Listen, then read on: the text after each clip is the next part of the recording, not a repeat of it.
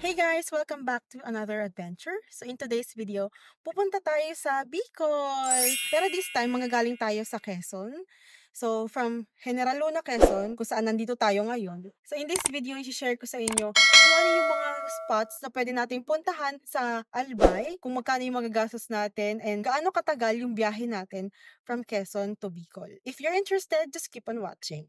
So, umalis kami ng General Luna ng 11 a.m. and instead na dumaan kami pa forward like Macalelong, Pitogo, Onisan, dumaan kami ng Katanawan and then Lopez and then lumabas na kami sa Calawag. Mas gusto namin yung daan dito kasi less traffic and hindi masyadong malubak. Yun nga lang, kailangan nyo mag-ingat ng konti kasi medyo taas baba ang daan. And medyo remote itong route na to and walang signal.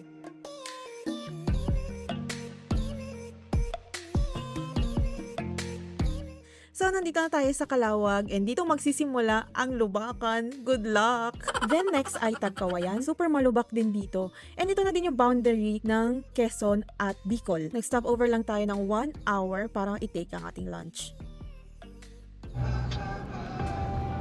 Traffic dito sa papasok ng yung crossing ng Dait.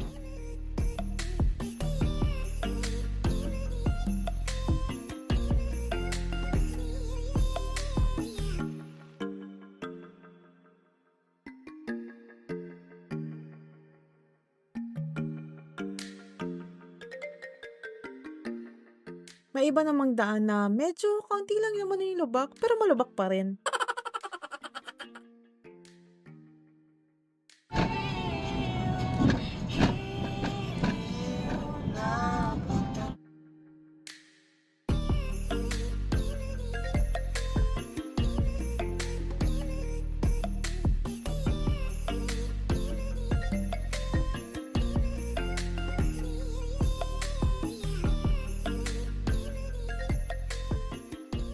Grabe po yung lugar digdi sa Ragay.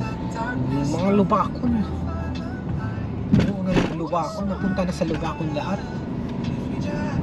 Hindi aray sa mga mga lubak na yung kibay tam, puro lubak.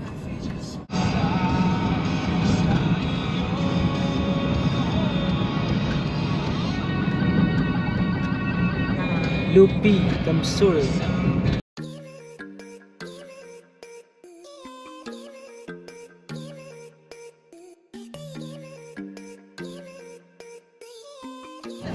So, na kami sa Libmanan 4:25 ng hapon. Pauwi na ako.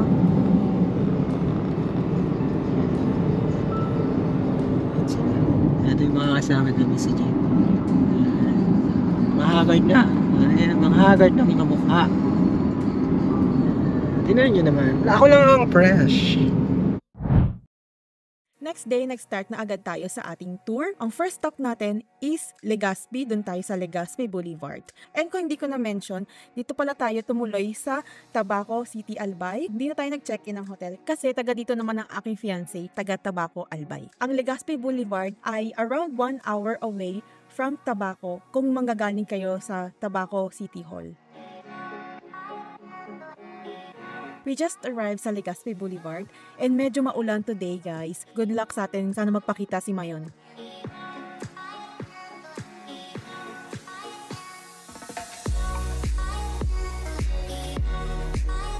Welcome to Bicol! So, nandito na kami sa Legazpi. Ito yung first stop namin. By the way, alas 10 na pala kami nakauwi. 10 p.m. Around 10 p.m. na din. Kasi mabagal lang yung takbo natin. Kasi nga, syempre, bagong lugar. And, hindi natin kabisado baka may luwakan. So, medyo mabagal-bagal lang tayo magpatakbo. Nililibot-libot lang tayo dito. Wala kasi yung Mayon. Hindi siya nagpapakita ngayon kasi medyo maulap. So, hintay natin, maya-maya. Nakita niyo naman sa videos natin kanina, medyo maulan. Time check ay mag-aalauna na. 12:30.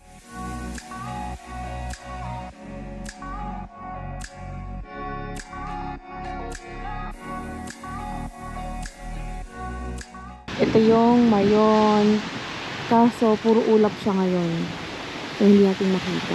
Bali, yung biyahe natin from Quezon hanggang Bicol. So, yun ay from General Luna, Quezon to Tabaco, Albay, ay 12 hours. Siguro kung medyo maayos yung daan, mas mabilis tayo. Kaso nga lang, beware, kasi malubak-lubak. And then, dumaan din tayo sa Katanawan. And then, papuntang Lopez. At doon tayo lumabas sa Tagkawayan.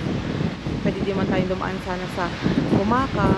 Kaso medyo traffic doon, I think. Kasi doon halos lahat dumadaan. Kasi, syempre nga naman, pag dadaan ka pa ng Katanawan, medyo palayo siya. Pero, mas mabilis ang daan kasi walang masyadong dumadaan. So, yun, 12 hours. Pagalo.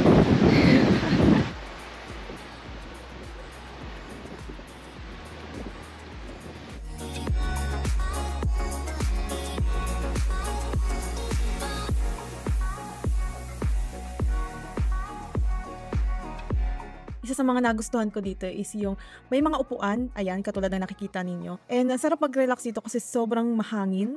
Talagang feel na feel mo talagang nature. Although medyo mainit dito pag tanghali, pero nakaka-enjoy talaga mag-relax dito, lalo nakikita mo yung dagat. Next stop natin is ang Cagsawa Ruins. Marami tayong activities na pwedeng gawin dito, but first, magla-lunch muna tayo.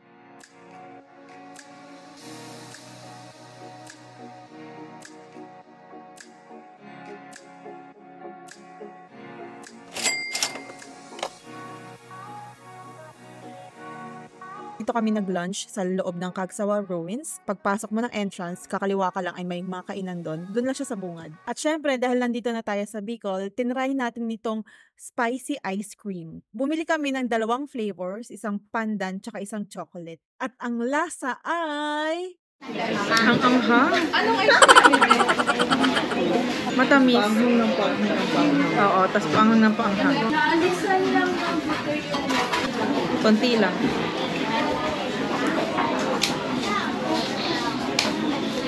Mas maanghang. Mas maanghang. Diba? Kulay. Kaya pala ang liit lang. Oo, nagulat na ako yung liit lang. Parang kulang. Sobrang anghang. At dahil tapos na kami kumain, so nag-start na kami maglakad-lakad. Dito sa Cagsawa Ruins natin makikita yung very old na church na makikita natin sa mga libro when talking about Mayon Volcano. Now, pumasok naman tayo sa fish pond. May entrance fee ito na 20 pesos. Pero sa 20 pesos na yun, bibigyan ka naman nila nitong pampakain sa isda.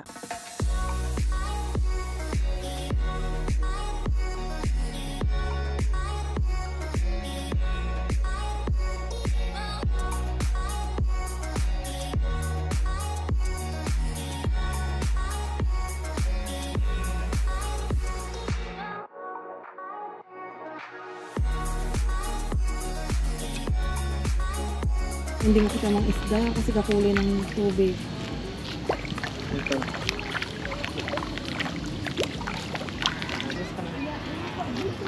Oh, nag-agawan sila.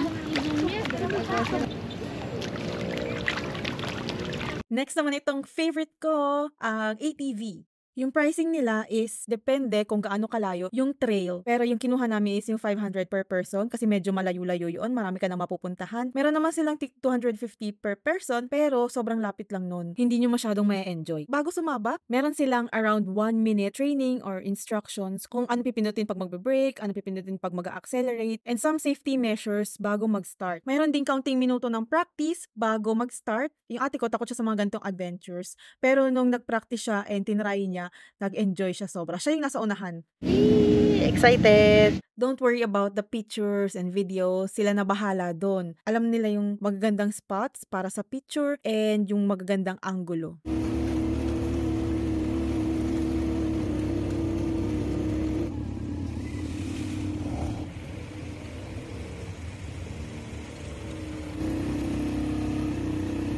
That same night, bago kami umuwi ng bahay, dumaan muna kami dito sa plaza sa Tabaco, kung saan nag-explore kami ng street foods. Sobrang affordable lang nito and super gusto ko dito yung mango shake, 2 for 99 pesos lang.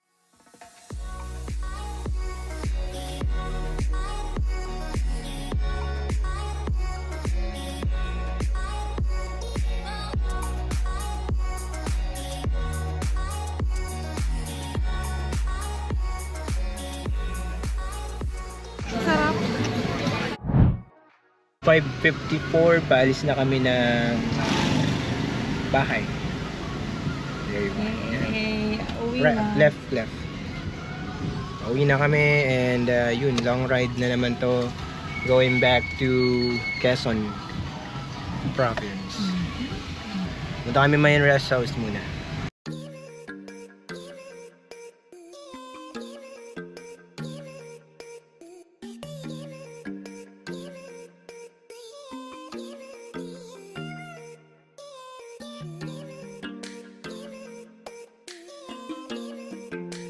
We're going to Mayan Rest House! Yes, ayun, may kasama tayo doon sa likod. Si Ate Lynn. May rest house. And here I am.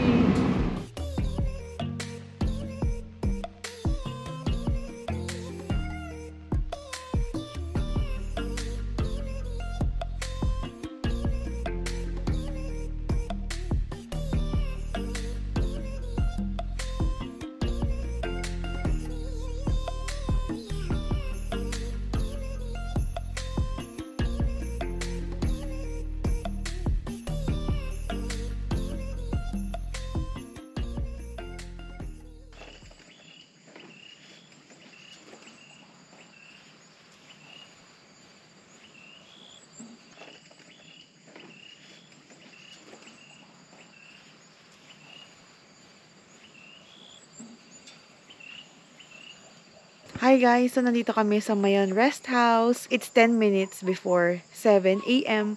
And ganito yung view dito. And walang katao-tao. Kami pa lang ang tao dito. Ngayong magsi 7 a.m. na.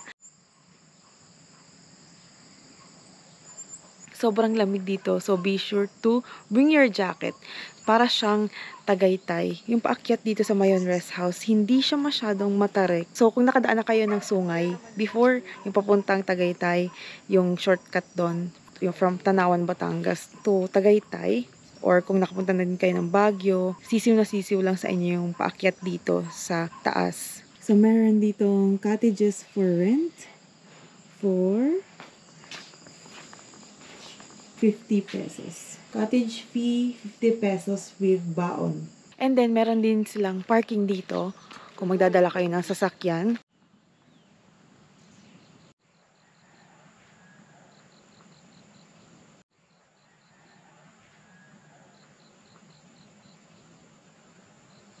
Ayan, may hagdan. Papunta siya doon. May mga cottage pa doon. Oh.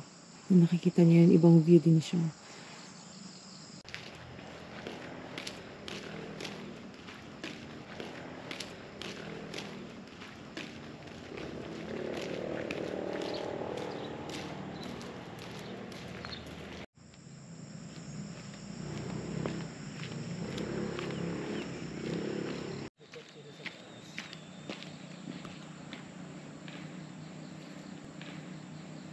This is a great place din para sa mga may dalang bata kasi meron ditong mga palaruan like seesaw, slide, swing.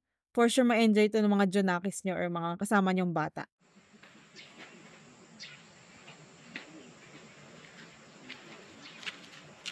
So this would be our last spot. Thank you for joining me here sa ating Bicol adventure and see you on my next video.